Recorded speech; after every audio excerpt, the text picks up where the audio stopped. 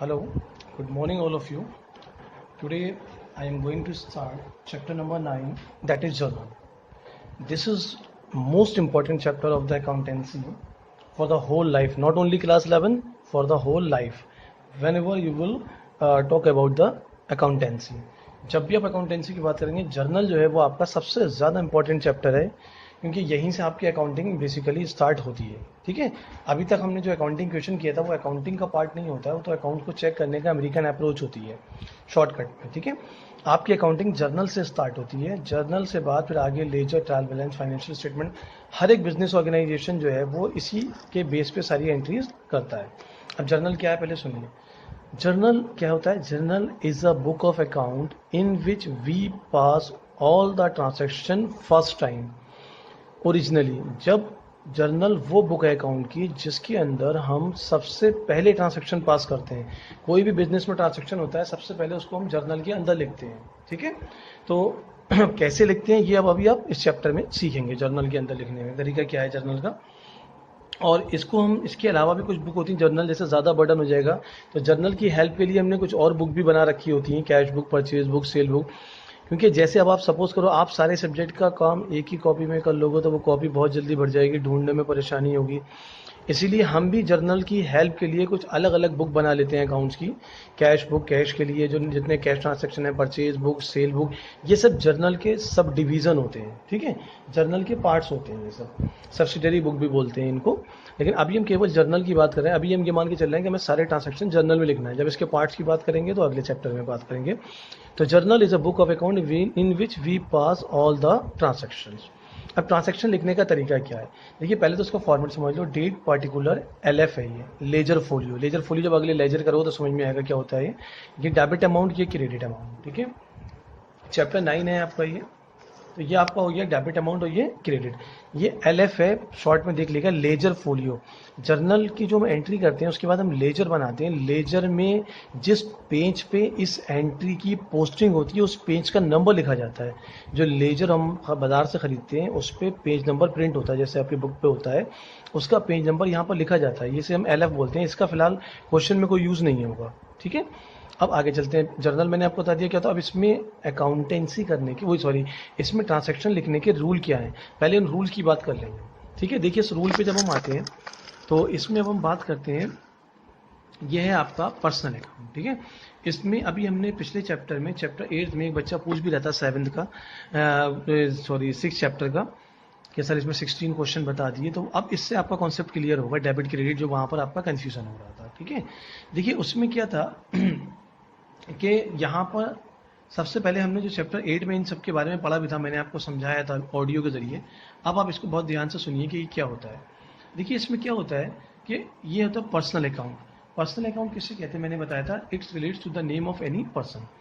हमें जर्नल में जब एंट्री करना होगी, किसी ट्रांसैक्शन को लिखना होगा, तो हर एक ट्रांसैक्शन के एक डबल साइड होता है. डबल एंट्री सिस्टम आपने पढ़ा था, उसमें एक ही ट्रांसैक्शन के दो इफेक्ट होंगे, एक डेबिट होगा और एक क्रेडिट होगा. तो हमें किसको कब डेबिट करना है कब क्रेडिट करना है ये आपको बहुत अच्छे से समझना है. ठीक है, तो अब आप इसमें देखो कि जैसे पर्सनल अकाउंट है, तो पर्सनल अकाउंट में मैंने क्या बताया था आपको कि personal account relates to the name of any person.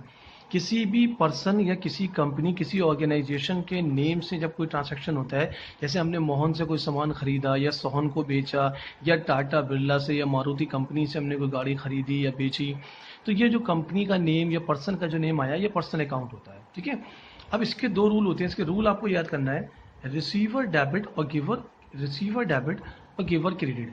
Receiver का मतलब यहाँ पर क्या होता है, रिसीवर मतलब रिसीव करने वाला कोई चीज़. ठीक है, लेकिन यहाँ पर ये ध्यान रखो, जब आप अपने यहाँ एंट्री करोगे तो रिसीवर आप अपने लिए नहीं हो, रिसीवर हम सामने वाले को कहेंगे. ये जो रिसीवर और गिवर है ये हम अपने लिए वर्ड यूज़ नहीं कर रहे हैं. रिसीवर और गिवर हम सामने वाले के लिए वर्ड यूज़ कर रहे हैं, जिससे हम डीलिंग कर रहे हैं कि वो बिजनेस से कुछ रिसीव कर रहा है तो ही विल बी रिसीवर, और वो बिजनेस को कुछ दे रहा है तो ही विल बी गिवर. तो रिसीवर डेबिट, रिसीवर को डेबिट करते हैं, गिवर को क्रेडिट. जैसे आपने मोहन को गुड्स बेचा तो Mohan is the receiver, Mohan debit हो जाएगा. ठीक है, आपने सोहन से गुड्स खरीदा तो सोहन इज द गिवर, तो सोहन यहाँ पर क्रेडिट हो जाएगा. ठीक ठीक है, ये है रिसीवेबल। दूसरा जाइए आप रियल अकाउंट। रियल अकाउंट मैंने आपको बताया था पीछे क्या होता है, it relates to the any physical thing और एनी अदर एसेट्स। कोई भी रियल थिंग जिसको हम देख सकते हैं या छू सकते हैं, या जिसकी मनी में नहीं देख सकते अगर छू सकते हैं, और उसकी अगर मनी में वैल्यू भी लगा सकते हैं, इंटेंजिबल है, तो वो भी आपका रियल अकाउंट माना जाएगा।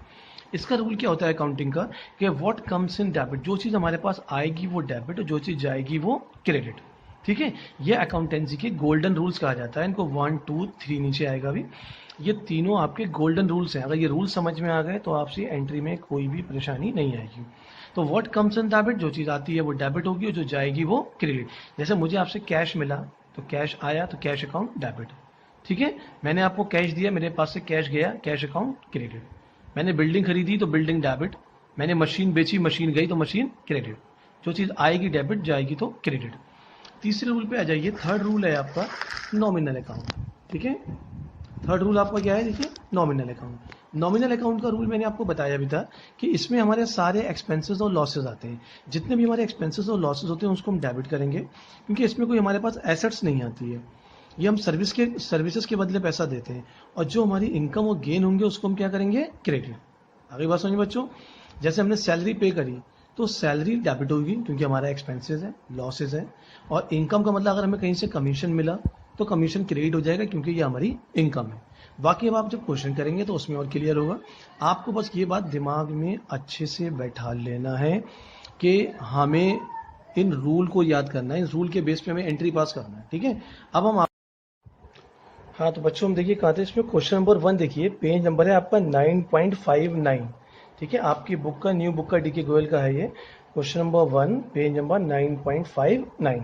फर्स्ट क्वेश्चन है, Manohar Lal and sons started business with cash. हम जो एंट्री कर रहे हैं मनोहर लाल एंड सन्स क्या कर रहे हैं। ठीक है, ऊपर लिखा हुआ भी है, enter the following transaction in the journal of Manohar Lal. तो ऊपर आप लिख देंगे यहाँ पर जर्नल ऑफ मनोहर लाल।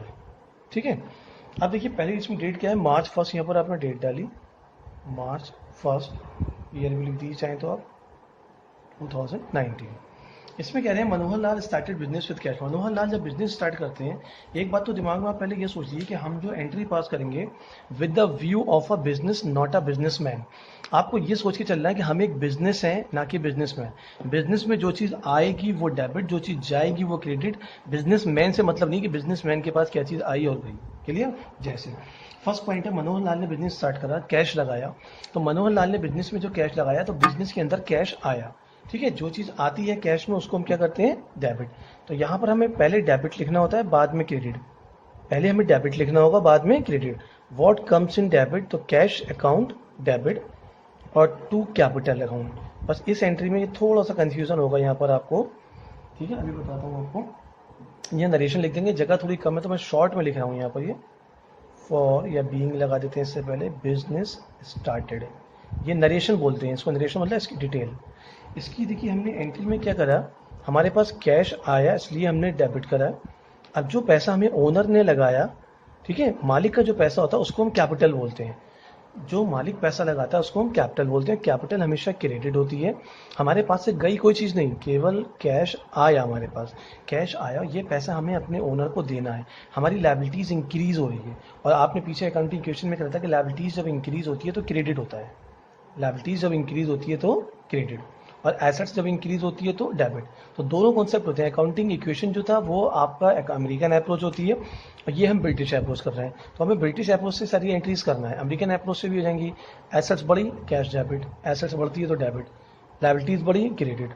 ठीक है, और यहाँ पर क्या है, इसी के हिसाब से कैश आया इसलिए डेबिट, जो चीज़ आती है डेबिट, और ये हमें देना है, हमारी लायबिलिटीज़ है, हमारे पास से गई कोई चीज़ नहीं, तो हमें ये पैसा देना है अपने ओनर को। तो ओनर का अपना नाम नहीं लिखना है, नाम ऊपर आ गया जर्नल ऑफ मनोहर लाल। मनोहर लाल अपनी बुक में कहीं भी अपना नाम नहीं लिखेंगे। ठीक है, तो cash account debit to capital account. Capital जो ओनर का पैसा होता है उसके लिए होता है। सेकेंड है परचेज फर्नीचर फॉर कैश। अब आपने डेट डाली March 2, फर्नीचर आपने परचेज करा, आपके पास फर्नीचर आया।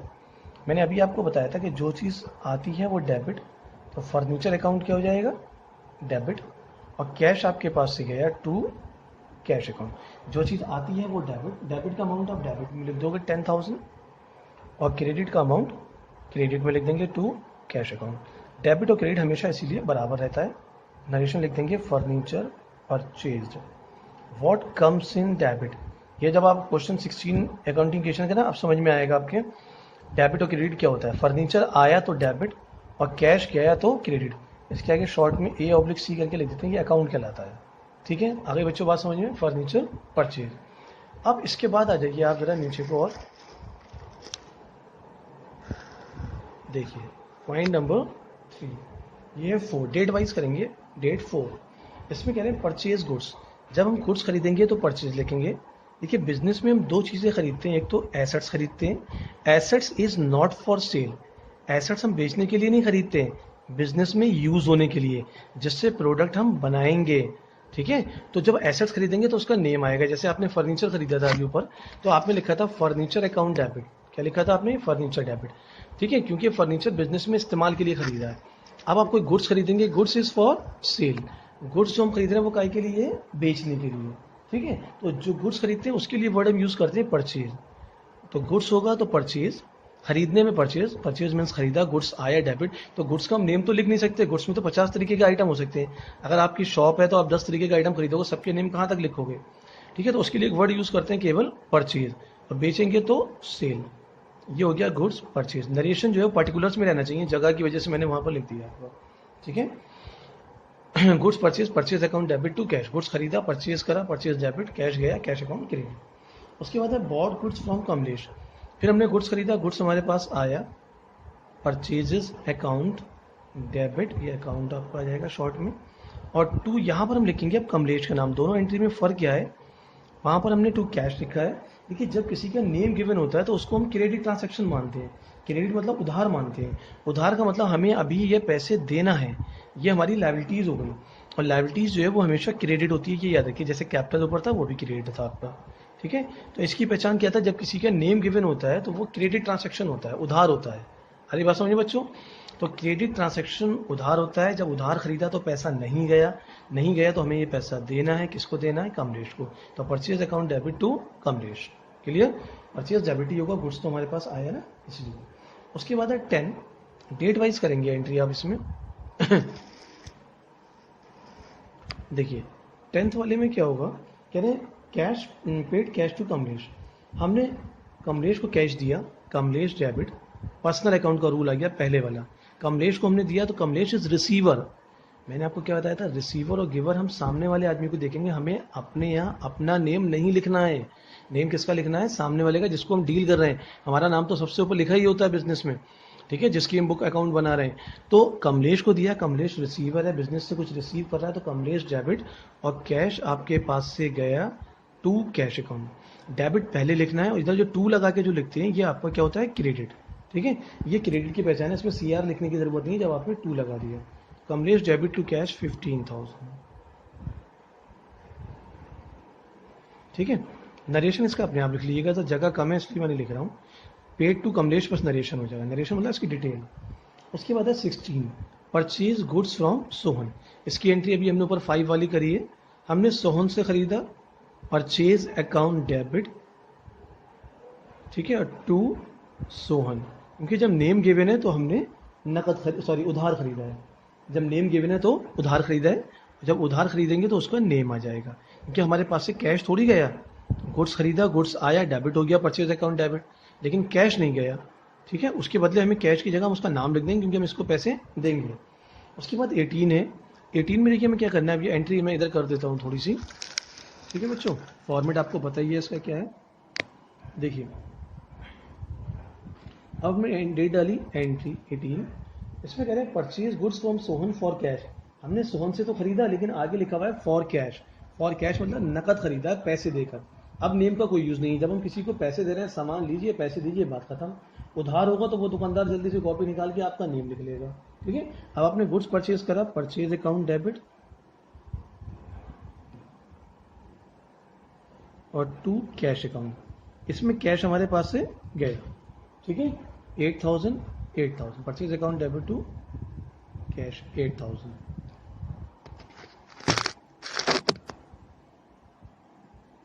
ठीक है, नरेशन अपने आप लिख देना, परचेज गुड्स। उसके बाद लास्ट वन है आपका 20। इसमें कह रहे हैं paid rent for the office. ये हमारा लास्ट वाला नॉमिनल आ गया। देखिए पहला वाला रियल था, ठीक है। और एक कमलेश को जो हमने कैश दिया है 10th वाला, ये भी रियल पर्सनल था, ये भी फर्स्ट वाला पर्सनल अकाउंट की तरह है। कमलेश वाला जो है आपका 10th डेट पे, ठीक है, फर्स्ट वाला भी पर्सनल अकाउंट की तरह था, बीच की बाकी सब रियल के थे, लास्ट वाली एंट्री जो वो आपका नॉमिनल अकाउंट। हमने रेंट पे करा ऑफिस के लिए। देखिए जब हमने किसी को रेंट दिया तो आप बताइए रेंट थोड़ी हमारे पास से जाएगा, रियल में हमारे पास से क्या चीज़ गई, कैश गया। जब आपने किसी को किराया दिया तो किराए में उसको क्या चीज़ दी होगी, कैश। तो कैश आपके पास से गया, लेकिन उसके बदले आपके पास आया तो कुछ नहीं, सर्विसेज मिली केवल, उसकी बिल्डिंग आपने यूज़ करी ऑफिस के लिए अपने या फैक्ट्री के लिए जो भी है। तो जो हमारे एक्सपेंसेस होते हैं, एक्सपेंसेस मतलब जो किसी की सर्विसेज के बदले हम पैसा देते हैं, जैसे सैलरी है, किसी के काम के बदले पैसा दे रहे हैं, ठीक है, ट्रांसपोर्टेशन का खर्चा है, लीगल चार्जेस हैं, बैंक चार्जेस हैं, कमीशन हम दे रहे हैं किसी को, ठीक है, या हमने किराया दिया है, बिजली का बिल दिया है, टेलीफोन बिल दिया हमने, ये सब हमारे एक्सपेंसेस है। इसके बदले हमारे पास कोई सामान नहीं आ रहा है, कोई एसेट्स नहीं आ रही, कोई गुड्स नहीं आ रहा है, हमने सर्विसेज ली, उसके बदले पैसा दिया, तो उसमें हमारे क्या होगा, रेंट अकाउंट डेबिट। ये रेंट को हमने क्यों डेबिट करा है, क्योंकि ये हमारा एक्सपेंसेस है। अभी हमने रूल बताया था आपका थर्ड वाला, एक्सपेंसेस लॉसेस डेबिट। तो रेंट अकाउंट डेबिट और कैश आपके पास से गया to cash account, rent paid. इसमें एक बात फिर सुन लीजिए आप ध्यान से, इसमें ये मत सोचिएगा रेंट पेड का मतलब रेंट दिया तो रेंट गया हमारे पास से। जब हम किराया देंगे तो किराया हमारे पास से, किराया कुछ फिजिकल थिंग थोड़ी है कि हमारे पास से गई। आपने किसी को किराया दिया तो किराए में आपने उसको क्या दिया होगा बताइए, आपने उसको क्या दिया होगा, कैश दिया होगा किराए के नाम से, ठीक है। तो हमारा हेडिंग हो जाएगा रेंट अकाउंट डेबिट और कैश गया टू कैश अकाउंट, ठीक है बच्चों। तो अब आप इसका ये अब मैंने करा दिया, आप इसके बेस पे केवल क्वेश्चन नंबर 2 और 3 करके देखिएगा, बाकी मत करिएगा। अच्छा बाद में इसका टोटल कर लेते हैं, ये जो डेबिट और क्रेडिट के दो कॉलम है, टोटल बराबर आएगा डेबिट और क्रेडिट का। जैसे इसका टोटल करिए, आप देखिए इधर से टोटल करते हुए आइए यहाँ से, ये है आपका, ठीक है, 60 और 10 70 और इन दोनों को मिला के 40 110, 70 और ये दोनों मिला के 40 110 हो गया, 110 और 15 और 6 21, 110 और 21 कितने होगा, 131 131 132 और 8 140 जाएगा टोटल यहाँ तक का। ये